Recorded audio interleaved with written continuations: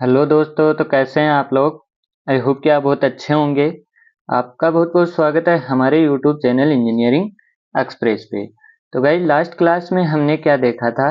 Last class में हमने net radiation heat exchange देखा था, इरेडिएशन के बारे में देखा था, रेडियोसिटी के बारे में देखा था और surface resistance and space resistance के ऊपर हमने डिटेल में डिस्कस किया था। तो ये सारी चीजें हमने डिस्कस कर ली थी। एक बार मैं दोबारा आपको थोड़ा रिकैप करा देता हूँ।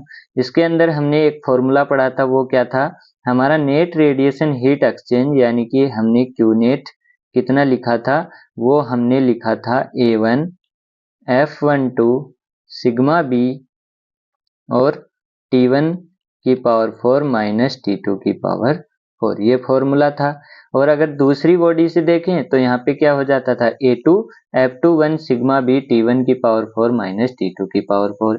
इरेडिएशन हमने क्या पढ़ा था, इरेडिएशन हमने पढ़ा था कि जो हमारे पास क्या होता है, कोई भी सरफेस है उसके ऊपर क्या कितनी amount of radiation energy incident हो रही है, वो हमारी क्या होती थी, इरेडिएशन। रेडियोसिटी हमारी क्या होती थी, किसी भी सरफेस से कितना अमाउंट ऑफ हीट क्या हो रहा है, रिजेक्ट हो रहा है, उसको हम क्या बोलते थे, उसको हम बोलते थे रेडियोसिटी।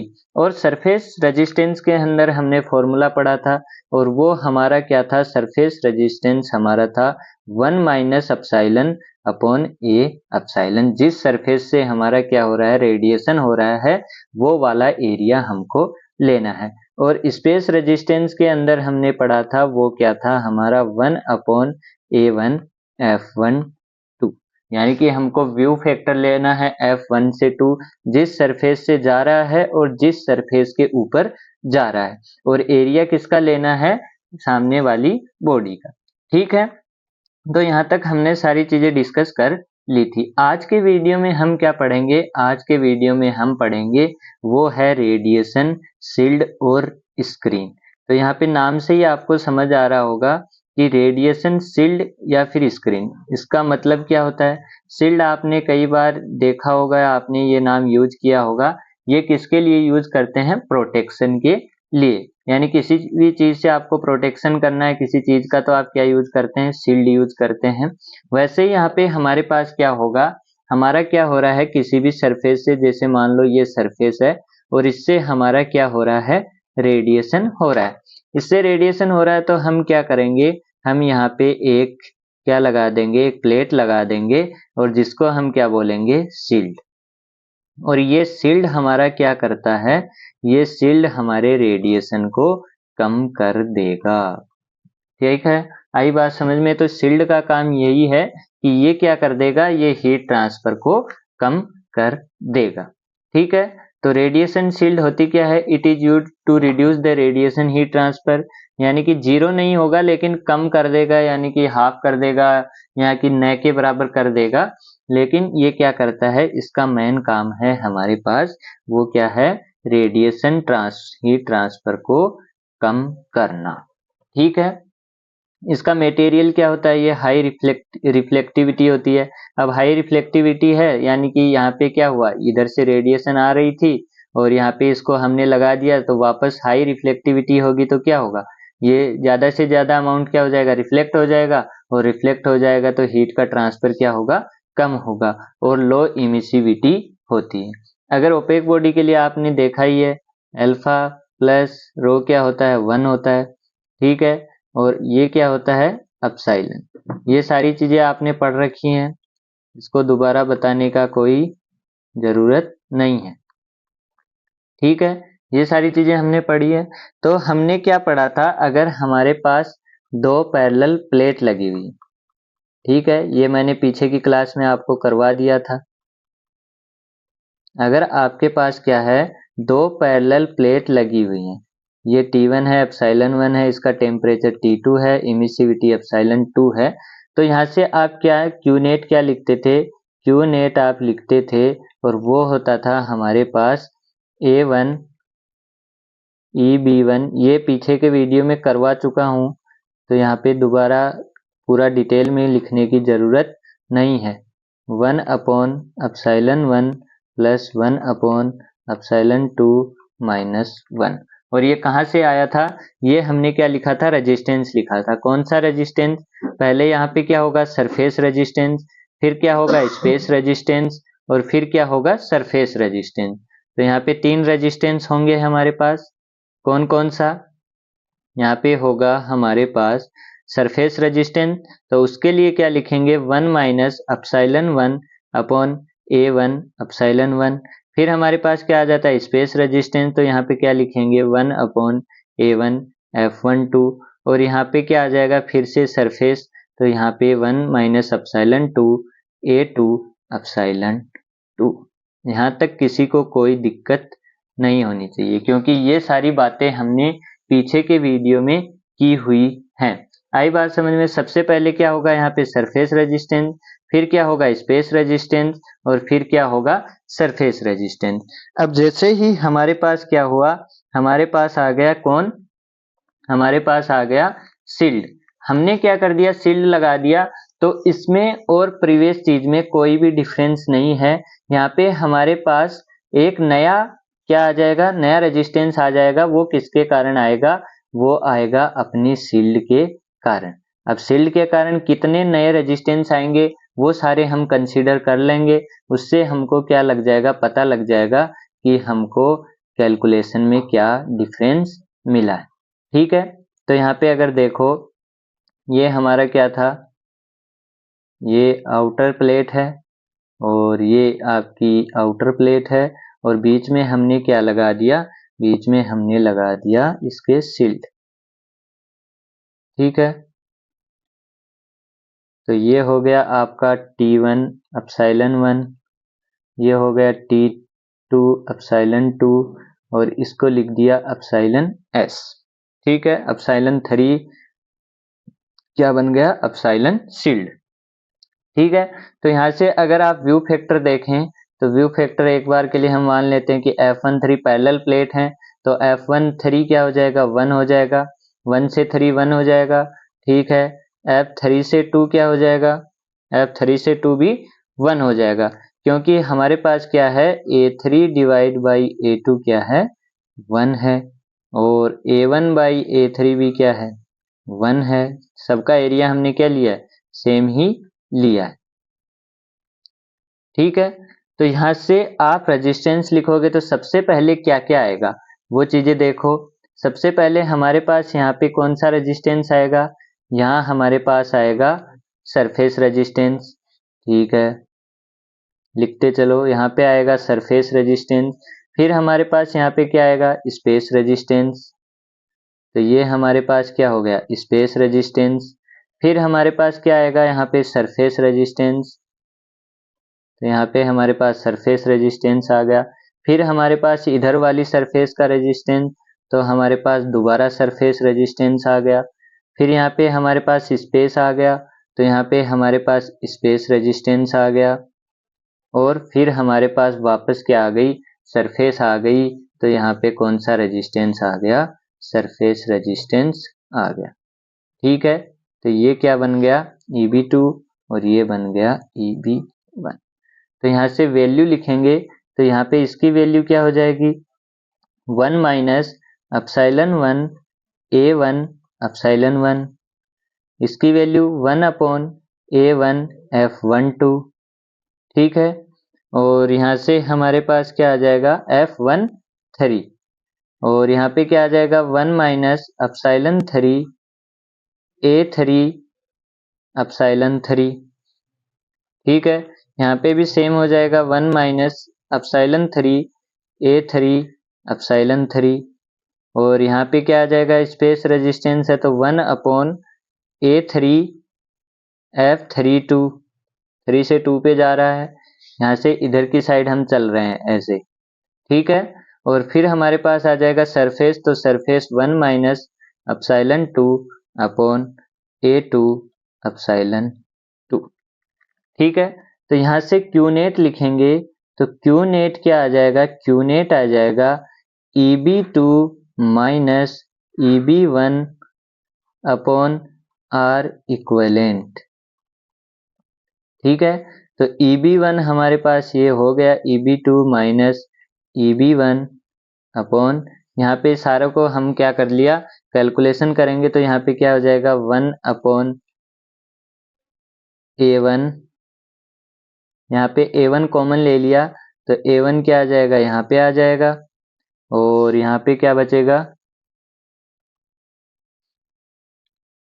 1/(1) -1 plus 1/(F13)। F13 कितना है, 1 है, तो ये भी क्या हो जाएगा 1 हो जाएगा, प्लस यहाँ पे क्या बनेगा A1 divide by A3। A1 divide by A3 भी क्या है 1 है, तो इसको भी लिखने का जरूरत नहीं है, तो ये 1 हो गया। और यहाँ पे क्या आ जाएगा 1/((3) -1 प्लस 1, क्योंकि F32 क्या है 1 है, और A1 बाई A3 भी क्या है 1 है, प्लस 1/((2) -1। ठीक है, कैसे आया पता लग गया। यहाँ पे हमने क्या किया, इन सारों को आर इक्विवेलेंट ये क्या हो गए सबका प्लस कर दिया। सबका प्लस करके हमने क्या किया, A1 कॉमन ले लिया तो A1 ऊपर गया, तो हमारे पास यहाँ पे A1 आ गया, और यहाँ से A1 लेंगे तो इससे A1 निकला, और 1 इससे A1 निकला तो 1/((1) -1, और यहाँ पे A1 कॉमन आया तो यहाँ पे क्या बचा 1/((F13), और F13 क्या है 1 है, तो यहाँ पे ये 1 बन गया।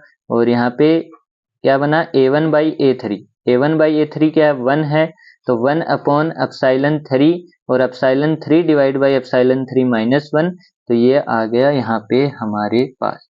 तो यहाँ से लिखोगे तो क्या बनेगा, यहाँ से लिखोगे तो हमारे पास बनेगा A1 EB2 minus EB1 upon, ये हुआ -1 से कैंसिल हुआ ये, और यहाँ पे ये -1 से कैंसिल हुआ ये, और यहाँ पे क्या बचा -1। ठीक है, तो यहाँ पे हमारे पास हमने कितनों को कंसीडर किया, 1 2 3, एक छूट गया है ना,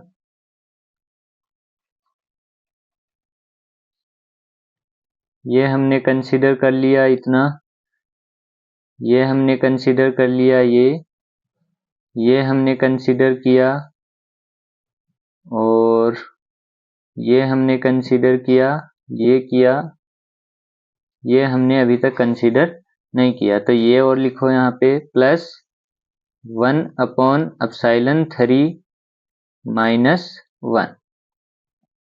ठीक है, तो यहाँ से क्या आ जाएगा, यहाँ से आ जाएगा EB2 माइनस EB1, और क्या बनेगा A1 अपॉन, यहाँ पे क्या आ जाएगा 1/((1) प्लस 1/((2) प्लस 2/((3) -2, क्योंकि ये इससे कैंसिल हुआ, ये इससे कैंसिल हुआ, ये -1 प्लस -1, ये क्या बन गए -2 बन गए, और यहाँ पे क्या है 1/((3) और 1/((3), ये क्या बन गया 2/((3), और ये वैल्यू हमारे पास निकल के आ गई।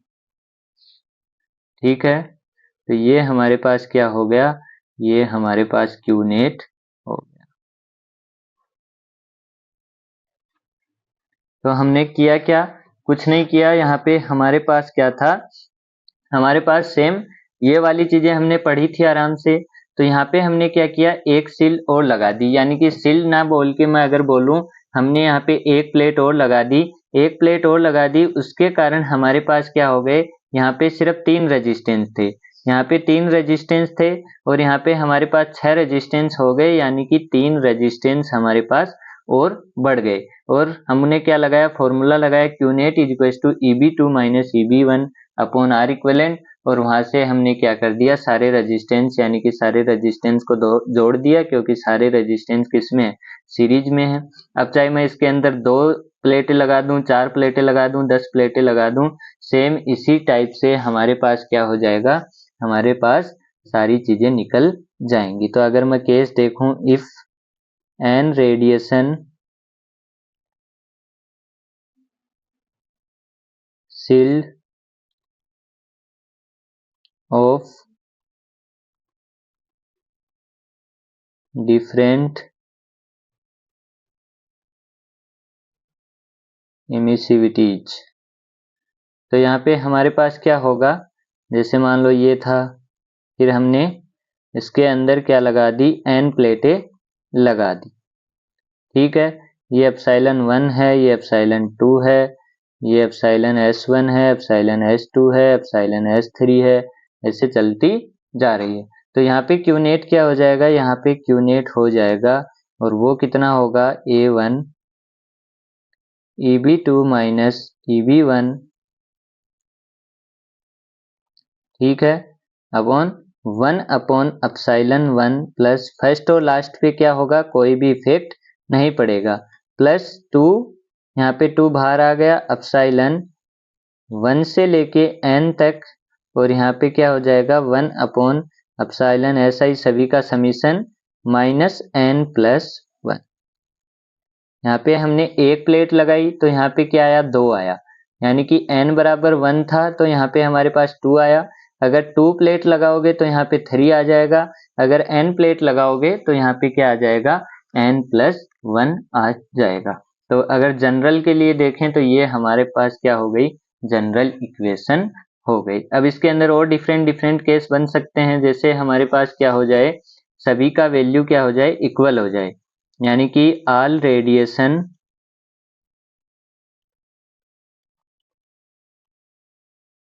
Shield have same emissivity. अब सबकी इमिसिविटी क्या हो जाए, सेम हो सकती है, डिफरेंट भी हो सकती है। तो ये हम क्या लेके चल रहे हैं, एक केस लेके चल रहे हैं।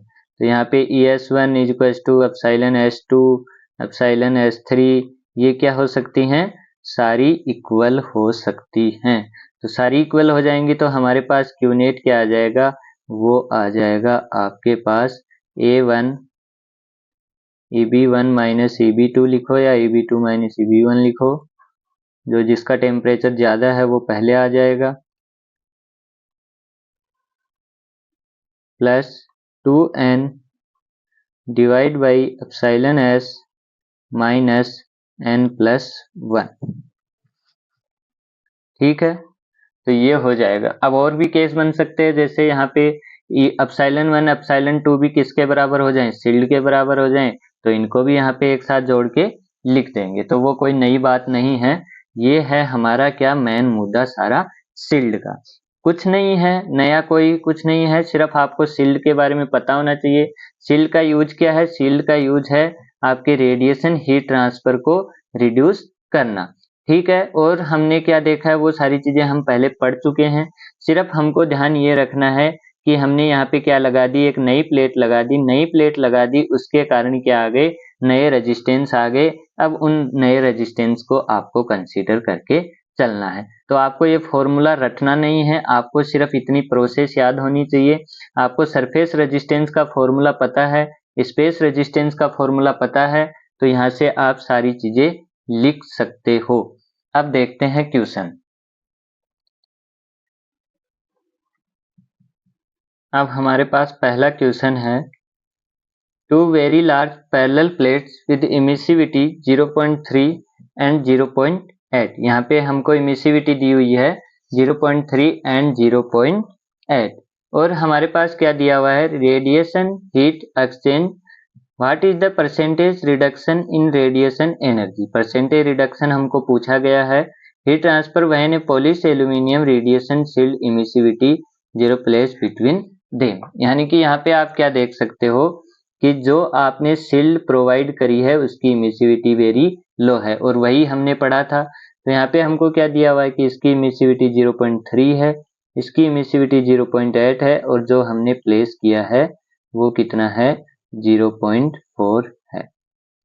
ठीक है, तो यहाँ से हमारे पास हमको क्या निकालना है, परसेंटेज रिडक्शन। तो यहाँ से क्यू नेट लिखेंगे किसके बिना, विदाउट शील्ड के। तो विदाउट शील्ड हम लिखेंगे तो वो क्या आ जाएगा, वो आ जाएगा हमारे पास A1 EB1 minus EB2 upon 1 upon epsilon 1 plus 1 upon epsilon 2 minus 1। तो यहाँ से इसको ऊपर वाली वैल्यू को हम क्या लिख सकते हैं, कॉन्स्टेंट से लिख सकते हैं। तो C 1 upon 0.3 plus 1 upon 0.8 minus 1। ठीक है, यहाँ से आप क्या लिख सकते हो, Q नेट। अब हम किसके लिए लिखेंगे, विद शील्ड। तो विद शील्ड यहाँ पे लिखोगे तो यहाँ से क्या आ जाएगा, A1 EB1 माइनस EB2 और वो कितना आ जाएगा 1 upon epsilon 1 plus 1 upon epsilon 2 plus 2 upon epsilon minus 2। तो यहाँ से आ जाएगा C upon 1 upon 0.3 plus 1 upon 0.8 plus 2 upon 0.04 minus 2। ठीक है, तो ये दोनों वैल्यू हम निकाल सकते हैं आराम से, और ये वैल्यू निकाल के हम क्या निकाल देंगे, परसेंटेज रिडक्शन। तो परसेंटेज रिडक्शन हमारे पास क्या आ जाएगा, Q net without shield minus Q net with shield upon Q net without shield. ठीक है, तो यहाँ पे हमारे पास क्या आ जाएगा, और यहाँ से अगर आप सोल्व करोगे तो मैंने सोल्व करके रखा है, आप सोल्व करके देखना, वो आ जाएगा आपका 93.18%। आई बात समझ में, वो कितना आ जाएगा 93.18%।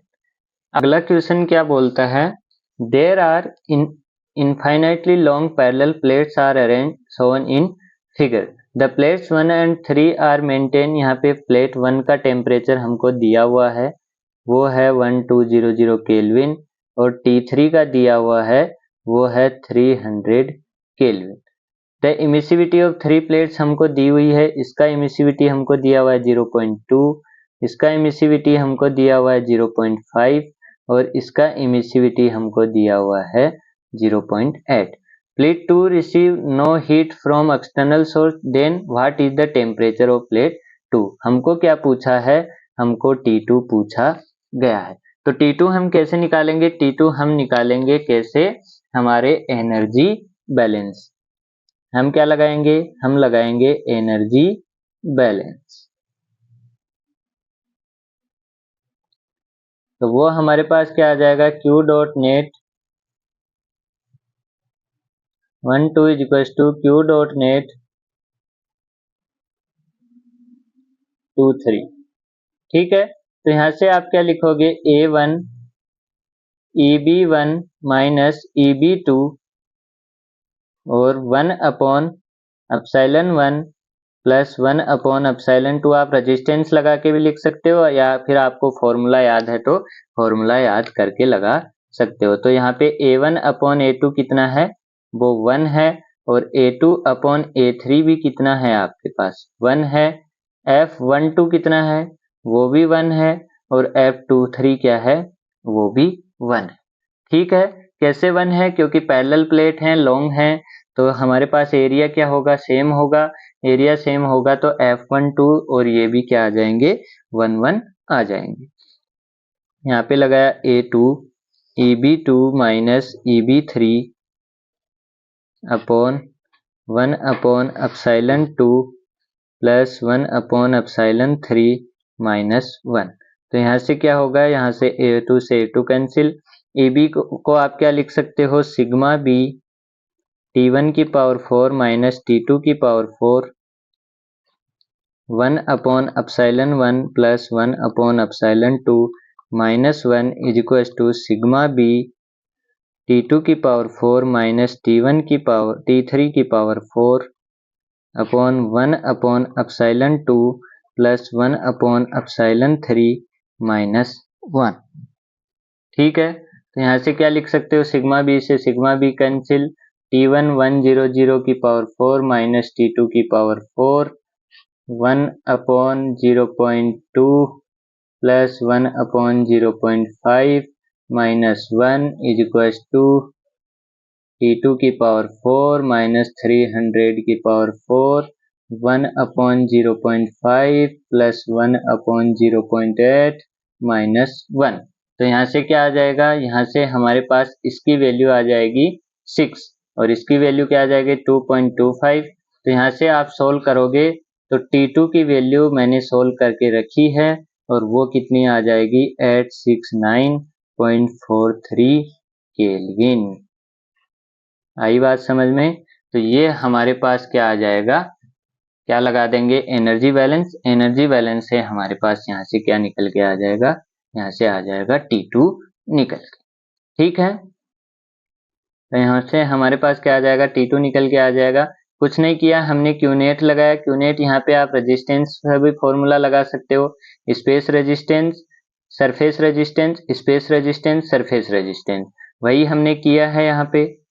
और फिर यहाँ पे सरफेस रेजिस्टेंस, स्पेस रेजिस्टेंस और सरफेस रेजिस्टेंस, वही हमने यहाँ पे लगाया। तो आप रेजिस्टेंस कंसीडर करके भी लगा सकते हो अगर फॉर्मूला याद नहीं है, और अगर फॉर्मूला याद है तो आप ऐसे लगा सकते हो। लेकिन आपको एक चीज याद रखनी है, जब ये फॉर्मूला आप लगाएं तो यहाँ पे आपकी कंडीशन क्या है, A1/A2 और A2/A3 ये क्या होने चाहिए, 1 होने चाहिए। ठीक है, अब देखते हैं हम अगला क्वेश्चन। अगला क्वेश्चन है हमारे पास, सेम वही डाटा दिया हुआ है, लेकिन इस बार क्या है, इस बार है हमारे पास इनफाइनाइटली लॉन्ग सिलेंडर। यहाँ पे हमारे पास सिलेंडर है, हमारे पास स्पेयर भी हो सकता है। तो ऐसे डिफरेंट केस हमारे पास हो सकते हैं। तो यहाँ पे हमको क्या दिया हुआ है, जो प्रीवियस केस था सेम वही चीजें हैं हमारे पास। T1 हमको दिया हुआ है 1200 केल्विन, T2 हमको पूछा गया है, T3 हमको दिया हुआ है 300 केल्विन, एप्सिलॉन 1 हमको दिया हुआ है 0.2, एप्सिलॉन 2 हमको दिया हुआ है 0.5 एंड एप्सिलॉन 3 हमको दिया हुआ है 0.8। ठीक है, और यहाँ पे हमको R1 दिया हुआ है 50 सेंटीमीटर, R2 हमको दिया हुआ है 100 सेंटीमीटर और R3 हमको दिया हुआ है 150 सेंटीमीटर। ठीक है, तो यहाँ से हमको T2 निकालने के लिए क्या करना पड़ेगा, वही एनर्जी बैलेंस। तो एनर्जी बैलेंस लगाएंगे तो यहाँ पे हमारे पास क्या आ जाएगा, Q net 1 to 2 is equal to Q net 2 to 3। ठीक है, तो यहाँ से हमारे पास F12, अगर यहाँ पे आप देखेंगे तो F12 क्या होगा, 1 होगा, क्योंकि सारा का सारा 1 से निकलने वाला किस पे जा रहा है, 2 पे जा रहा है। और 2 से 3 देखोगे तो वो भी क्या होगा, 1 होगा, क्योंकि सारा का सारा कहाँ जा रहा है, 2 से 3। लेकिन यहाँ पे एक चीज ध्यान रखनी है, आपका A1/A2 ये 1 नहीं होगा, क्योंकि A1 क्या होगा, 2 पाई R1L अपॉन 2 पाई R2L। तो यहाँ पे 2 पाई आपके पास सेम है, L सेम है, लेकिन R1 एंड R2 क्या है, डिफरेंट है। तो ये वाला चीज क्या हो जाएगी, डिफरेंट हो जाएगी। A2 अपन A3 भी क्या हो जाएगा, R2 अपॉन R3। ठीक है, तो यहाँ से आप लगाओगे तो मैं यहाँ पे लिख रहा हूँ A1 सिग्मा B T1 की पावर 4 माइनस T2 की power 4 upon 1 upon minus epsilon 1 upon epsilon 1 plus 1 upon F12 plus 1 minus epsilon 2 upon epsilon 2 A1 upon A2। यहाँ पे आपको याद ये रखना है, मैंने पिछले क्वेश्चन में क्या बताया था कि ये फॉर्मूला आपको तभी लगाना है जब A1/A2 और A2/A3 ये क्या हो, 1 हो। कई बार आप क्या करते हैं जल्दबाजी में, यही वाला फॉर्मूला आप कहाँ टिका देते हैं, यहाँ पे टिका देते हैं और सारा का सारा क्या हो जाता है, गलत हो जाता है। लेकिन यहाँ पे आपको याद रखना है A1/A2 यहाँ पे क्या है, 1 नहीं है, और A1/A2 1 नहीं है, तो वो फॉर्मूला आपको यहाँ पे नहीं लगाना है, आपको रेजिस्टेंस कंसीडर करके लगाना है। वही रेजिस्टेंस यहाँ पे होंगे, सरफेस रेजिस्टेंस हो गया आपका, स्पेस हो गया, सरफेस हो गया, सरफेस हो गया, स्पेस हो गया, सरफेस हो गया।